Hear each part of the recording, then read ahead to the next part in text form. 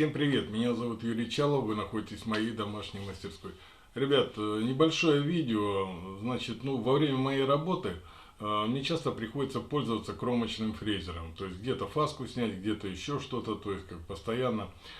Большой фрезер у меня, он постоянно настроен на определенные операции, которые повторяются из раза в раз, да, и иногда возникает такая необходимость, когда нужно перестроиться, а по большому счету, как понимаешь, сколько сделать надо для того, чтобы сделать какую-то мелочь, да, и хватаешься за ручной кромочник, выравниваешь им, рука есть рука, иногда она может дрогнуть, что-то еще.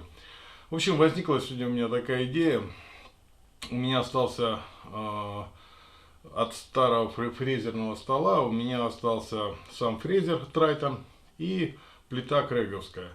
Сегодня возникла у меня такая мысль врезать ее в рабочий стол, то есть без параллельного упора, а просто врезать фрезер, который будет по мере необходимости, мне надо что-то обкатать, я его поднял, обкатал, опять опустил, он не мешает.